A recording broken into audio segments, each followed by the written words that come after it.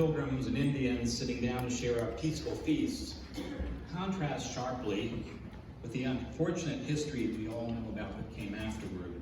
Wars, broken treaties, and disease wiped out untold numbers of Native Americans and cleared the way for European settlers to move across North America. Ironically, even the site where the pilgrims landed, that became Plymouth, was only available to them for their settlement because the Patuxet village that once stood there had been entirely wiped out by plague. Squanto, whose real name was Tisquantum, was the only survivor from his village, and long before he helped the pilgrims survive, Squanto had been taken prisoner and carried to Spain and England for years of captivity before coming back to find his village empty. Yet there he was when the pilgrims arrived, not just a Native American able to help them understand how to plant and grow things there because he was from there. He spoke English from his years in England, which is, so there's something deeply ironic about that. Some say slavery is the original sin of our country, while others believe it is the genocide of our native peoples. As I see it, both of these horrific, historic injustices have roots in something deeper that's still ongoing in our culture, and that is unbridled greed. It was unbridled greed that caused many of our ancestors to justify slaughter and slavery by claiming that Native and African Americans were somehow less than human. And they knew better. And we know they knew better because Native Americans and African Americans resisted those things. And there were many other of our ancestors in faith who loudly protested those injustices even at that time. Greed, which has been called one of the traditional 7 deadly sins, is defined as the selfish and excessive desire for more of something than one needs. For example, more money, or land, or power. It's the opposite of generosity. Greed has its roots in fear, the fear that enough is never enough. And generosity is rooted in gratitude, in the sense that everything we have comes to us as a gift from God. The ironic thing, the sad thing to me about the conflict between European and Native cultures in America is that greed was condemned and practices of generosity and gratitude were strongly affirmed in the religious beliefs of both cultures. Ceremonies giving thanks for the harvest, the birth of a child, or other blessings were common among all Native peoples. You can hear that coming through in some of today's readings that Bobby is offering. And our own Thanksgiving tradition probably has its root in English harvest festivals, but also in the Puritan practice of days of thanksgiving and prayer. Today's ancient reading from Deuteronomy describes a ritual that might not be that different from rituals practiced by ancient Native Americans and other cultures, bringing a basket of produce as an offering of thanksgiving to God. It was an act of gratitude to the Creator for freely providing all that is needed for life, and a reminder to live toward one's neighbors, even toward aliens in the land, whoever they may be, in that same spirit of generosity, free gifts. Unfortunately, at least among many of our early American ancestors, greed overran other spiritual tendencies. A famous Mohawk Indian once said of them, "Do you call yourselves Christians? Does the religion of the one you call your Savior inspire your spirit and guide your practices? Surely not. It is recorded of him that a bruised reed he never broke. Cease then to call yourselves Christians. Let you declare to the world your hypocrisy." Those words were by Thayendanegea sometime between 1742 and 1807 when he lived. If our Native and European ancestors had met on other ground, perhaps the story would have been different. But perhaps the human tendency toward fear and greed is just too great to overcome. I don't know. Still, I can't help but wonder what might have been if our ancestors were guided in their actions by the wisdom of thanksgiving and gratitude, so deeply embedded in the religious beliefs of all involved. It was not to be. Nevertheless, there were some moments of contact that remind us of what is possible when people move beyond fear to discover their common humanity.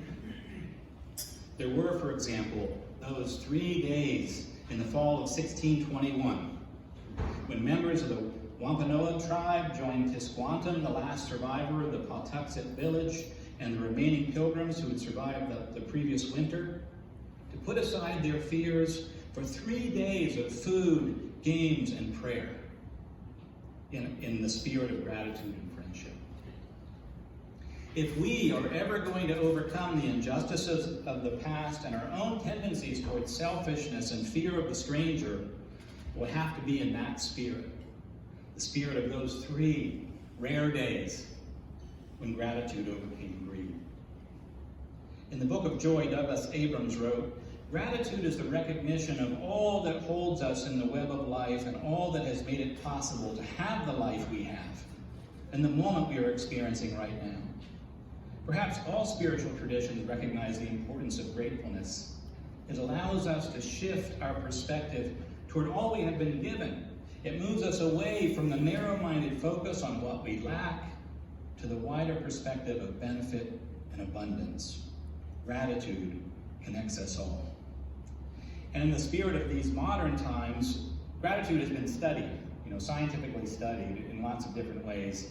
And one of the premier people who studied is Dr. Robert Emmons from the University of California, Davis, and also Robin Stern, who's the Associate Director of the Yale Center for Emotional Intelligence. And there are published articles about how gratitude helps our bodies and our minds and our lives in lots of ways. But in one article that they wrote together, they said a few things I want to share with you as a way of encouraging all of us to see the deeper meaning and the potential of this practice of gratitude that we celebrate at Thanksgiving time. Taking time during the holidays to notice, contemplate, and express gratitude for those people and things that have blessed our lives can make your holidays far more meaningful, they write. Gratitude is a healing and supportive emotion. If you're struggling with family drama, stressful travel, or disappointments, I'm sure none of us will be struggling with any of that this week. The practice of gratitude can help you through. Gratitude acknowledges connection, and perhaps for this reason it is central to spiritual traditions worldwide. When we contemplate our place in the intricate, interdependent network of life, we feel wonder and joy. And that realization can lead us to express thanksgiving. More than any other personality trait, they write, gratitude is strongly linked to mental health and life satisfaction.